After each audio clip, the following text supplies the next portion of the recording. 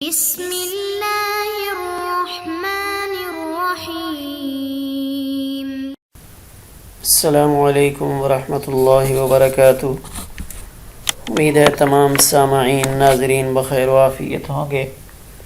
آج ہم کتاب شرح عقائد کے سبق نمبر 33 کو پڑھیں گے اور ہمارے سبق کی ابتدا وَهُوَ أَيْ خبر الرسول کی عبارت سے ہوگی اور فبالثانی اوفق کی عبارت پہ ہمارا آج کا سبق انشاءاللہ مکمل ہوگا۔ تو آئیے پہلے اپنے آج کے سبق کی عبارت کو پڑھتے ہیں۔ وَهُوَ أَيْ خبر الرسول يوجب العلم الاستدلالي أي الحاصل بالاستدلال أي النظر في الدليل، وهو الذي يمكن التوصل بصحيح النظر فيه إلى العلم بمطلوب خبري، وقيل قول مؤلف من قضايا يستلزم لذاته قولا آخر، فعلى الأول الدليل على وجود الصانع هو العالم، وعلى الثاني قولنا العالم حادث وكل حادث فله صانع، وأما قولهم الدليل هو الذي يلزم من العلم به العلم بشيء آخر فبالثاني أوفق۔ آئیے اب اپنے سبق کا ترجمہ کرتے ہیں۔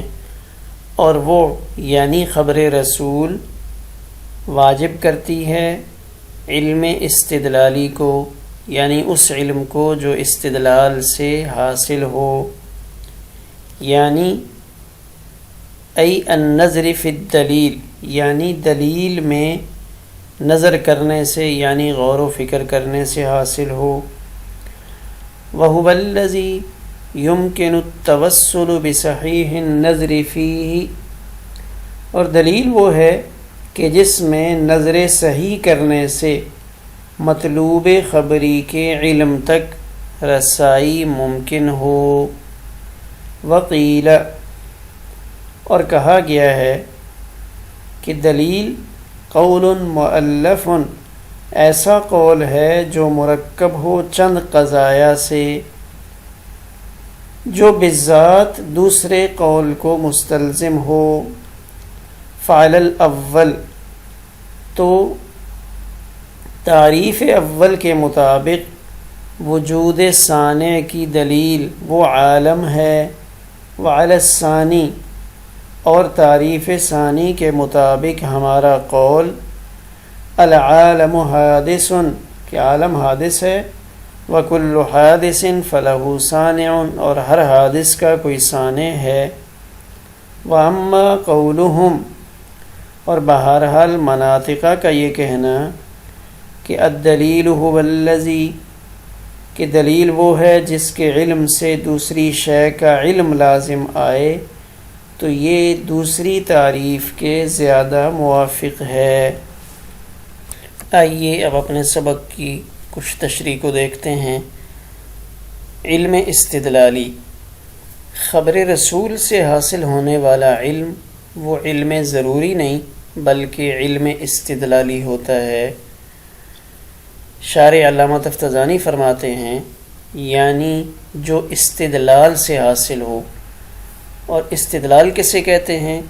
استدلال کہتے ہیں دلیل میں غور و فکر کرنے کو۔ تو یہ تعریف بعض محققین نے کی ہے۔ بعض نے استدلال کی تعریف کی ہے اقامت الدلیل، کہ دلیل کو قائم کر دینا، اس کو استدلال کہا جاتا ہے۔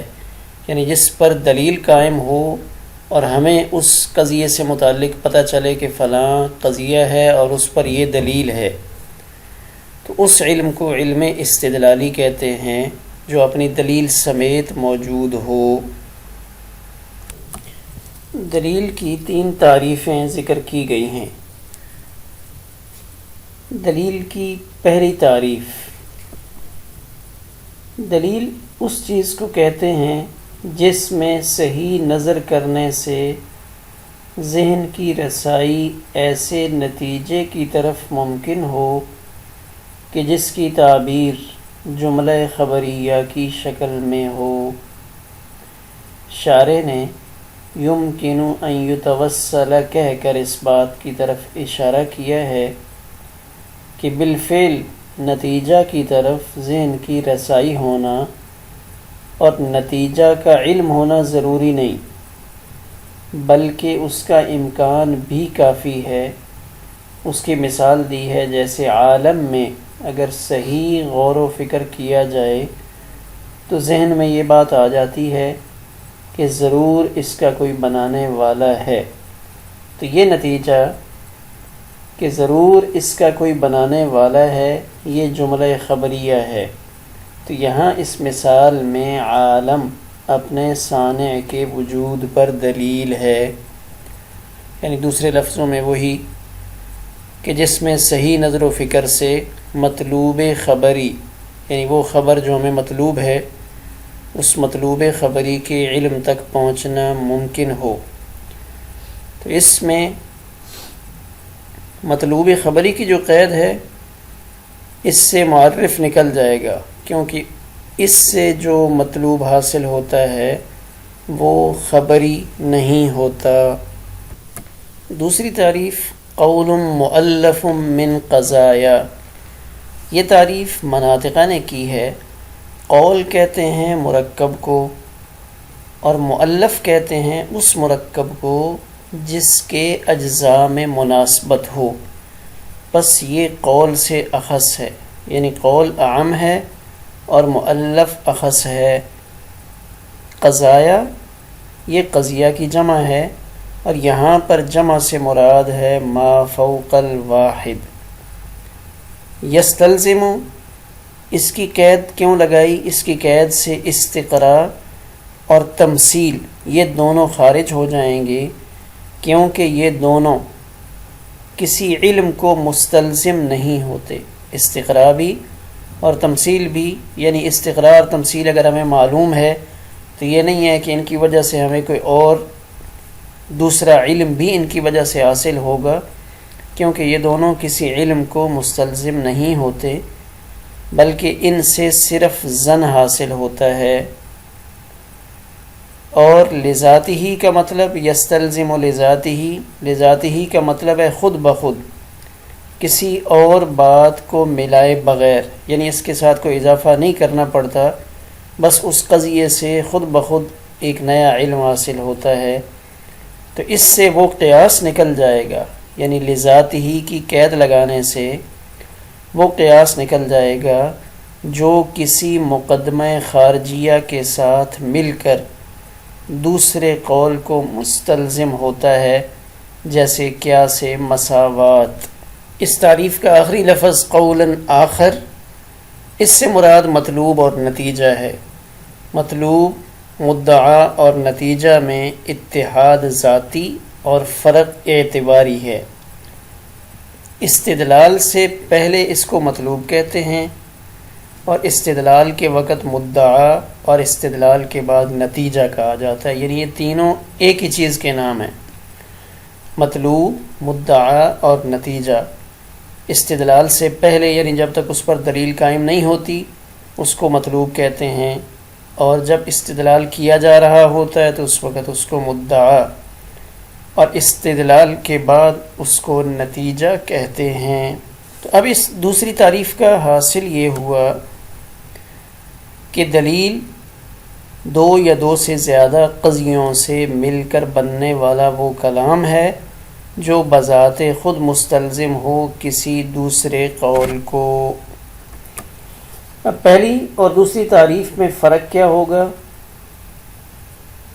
تو فرق یہ ہے کہ تعریف اول کے اعتبار سے دلیل مفرد ہوگی، وہ لفظ عالم ہے جو وجود صانع پر دلیل بنا ہے، اور تعریف ثانی کے اعتبار سے دلیل مرکب ہوگی۔ مرکب کیسے ہوگی؟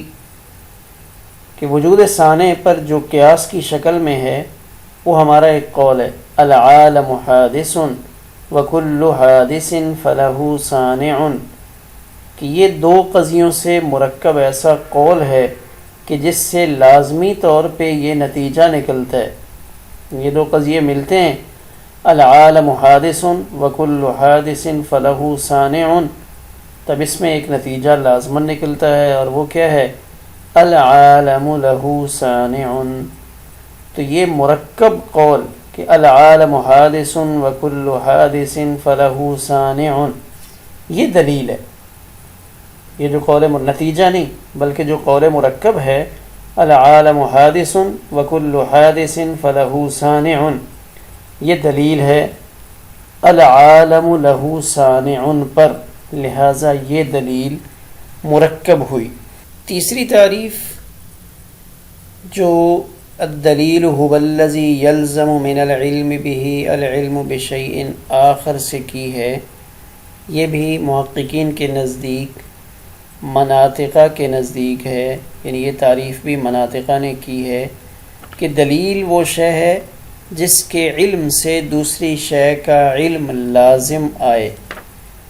تو شارح کی یہ دوسری تعریف کے زیادہ موافق ہے، یعنی تیسری تعریف اس کی مناسبت یا موافقت دوسری تعریف کے ساتھ زیادہ ہے، کیونکہ لزوم علم میں دونوں مشترک ہیں کہ دوسری اور تیسری ان دونوں تعریفوں میں علم لازماً حاصل ہوتا ہے، بخلاف پہلی تعریف کے کہ اس میں علم تک پہنچنے کو صرف ممکن قرار دیا گیا ہے کہ آپ پہلی دلیل استعمال کریں گے تو امکانات ہیں کہ آپ علم تک پہنچ جائیں گے، لیکن دوسری اور تیسری دلیل اس سے علم تک پہنچنا لازمی ہے. جیسے آگ کا علم ہوتا ہے، لہذا دھواں آگ پر دلیل ہے، یعنی دھواں ایک ایسی چیز ہے جس کے علم سے لازمی طور پہ آگ کا علم حاصل ہوتا ہے. تو یہ دوسری اور تیسری تعریف میں فرق تھا، یعنی تیسری تعریف کا زیادہ تعلق دوسری تعریف کے ساتھ ہے، اس وجہ سے یہ فرمایا فبالثانی اوفق، کہ جو تیسری تعریف ہے اس کی موافقت پہلی تعریف کے بجائے دوسری تعریف کے ساتھ زیادہ ہے. ہمارا سبق اسی پر مکمل ہوا.